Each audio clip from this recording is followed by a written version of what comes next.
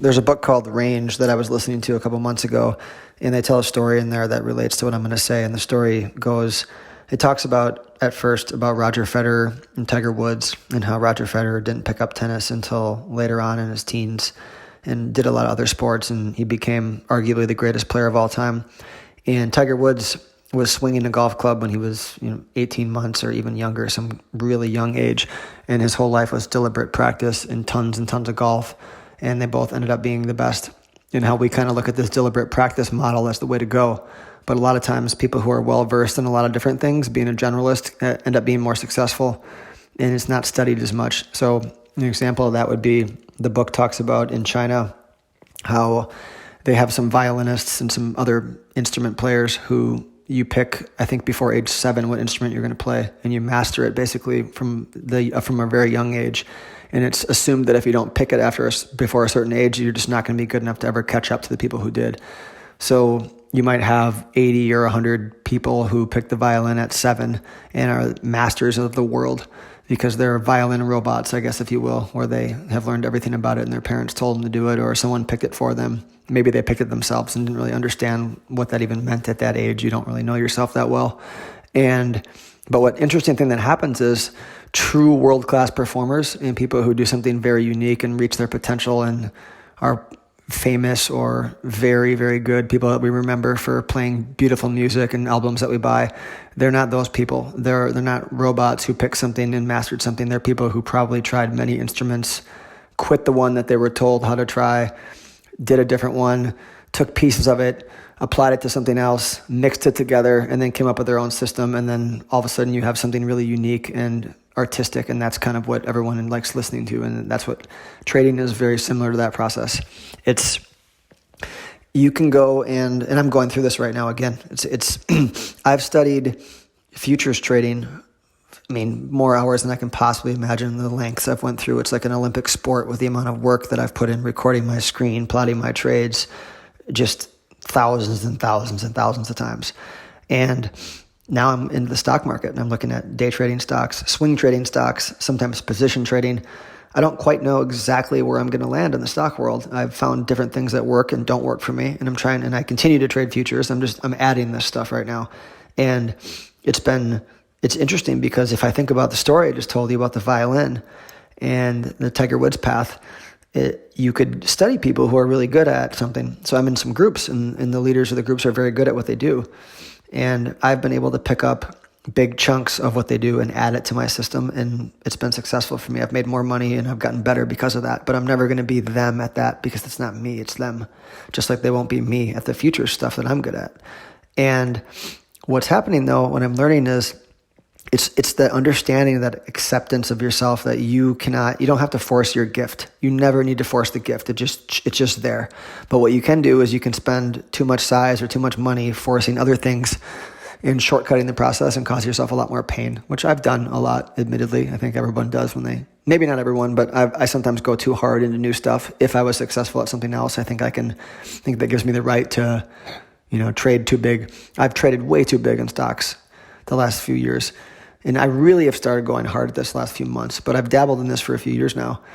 And I just trade way too big because I've had success in the futures. So I take some of that money and I just start chucking it at stocks that I think is going to work the same way. And it's very different world. And the skills do transfer. The market knowledge transfers, the risk management, technicals and stuff. But a lot of stuff doesn't transfer. It's very different.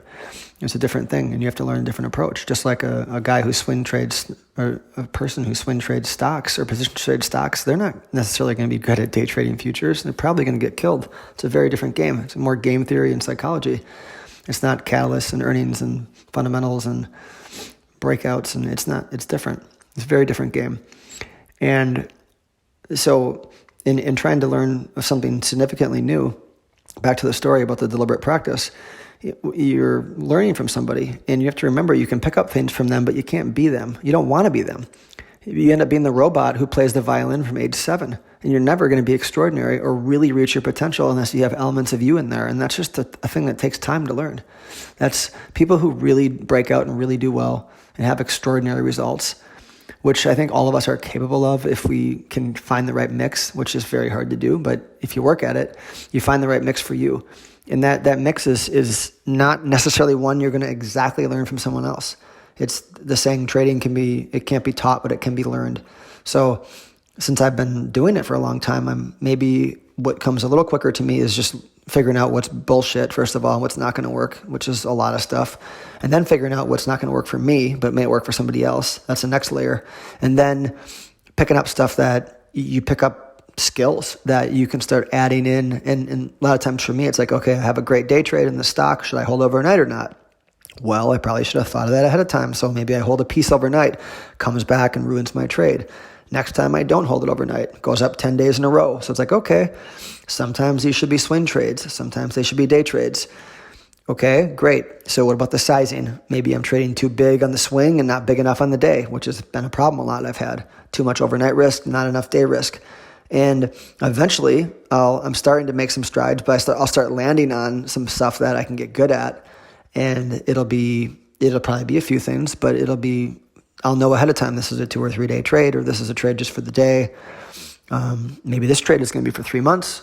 It sounds like a lot of stuff, but there's a lot of nuances to this, and there really isn't a specific path. There's great people you can learn from online who have a path and they've found their own way. Like if someone just studied me all day, they could see how I trade futures and probably learn some stuff that would help them trade futures, but they wouldn't do it the same way as I did. And it just might flat out not work for them either. But, it's exciting for me. It's like a second career in a way, because going forward with it, I'm going to give myself an entirely new field to play in. So I can take the money I've made and really compound it a lot faster, because I have another playing field that I can do when the other skill set is dormant or there's nothing going on. And that's the excitement for me, the big growth. It's just a game where you want to keep growing and getting better. And that's where I see I can get better. But I don't know exactly what yet. I have an idea. I'm seeing a lot of things that aren't working, things that do work. I've had some great successes and then some big failures. And I'm starting to compound the successes more than the failures, but there's still a lot of trading too big for no reason and just based on past success in a different market. It's kind of like you made your money in business and then you start chucking huge positions on the stock market. It's very stupid. It's kind of like a kid who you want to put your kid on a bike with no training wheels right away, and it's going to fall and bust his head open. And it's just stuff like that I'm ironing out right now. So I guess my lesson, my advice, not advice really, but just my shared story, probably the best way to put it, is thinking about that deliberate practice model and how it's not the end all be all. It's okay to combine and mix lots of things together and be in your, what seems like chaos to somebody else is your own personal art project, and it makes sense to you. And that's kind of where you want to get to with this. That's why I don't talk a lot about how to make money as much as I talk about the things you go through on your way to make money, because we're all different. And I can share a little bit about things that I'm doing to make money. I've talked about the stupid news stuff that's worked really well for me. My futures trading is very hard for me to describe on voice. You'd almost have to sit by me for weeks and months and watch during busy days to see exactly what I do. I can articulate it when it's happening, but a lot of it's an intuitive process. And that's kind of how this works. It's just an intuitive thing, but there's a lot of structure and experience built into that makes it intuitive for you.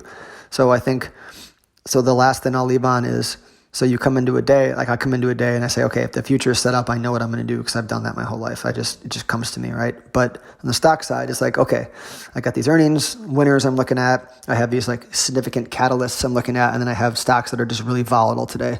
So there's 3 buckets. What am I going to do? Are they overnight holds? Are they day trades? And I'm trying to sort all that out right now. And a lot of times the best way to do it, everyone says, pick one thing and learn it. But for me, then I pick the wrong thing, and then I go back to the other thing, and then I'm jumping around, and eventually I figure it out that way. But sometimes the better way to do it is to ask myself intuitively and just let myself float towards what brings my attention. It's like, okay, this is an area I feel like I want to move towards today, and I work on it. And then sometimes it's something else. And each day, just let yourself float to where you're going to float and keep track of it. And this isn't like wishy-washy. This is kind of like, you kind of know where you can kind of tell where you're forcing it and you're shoulding yourself, like I should do this, or someone told me I need to study just this first and then this, and give yourself a little room to choose what you think works best for you. And then you go from there and you just start moving from that doesn't work, and you go to something else that does.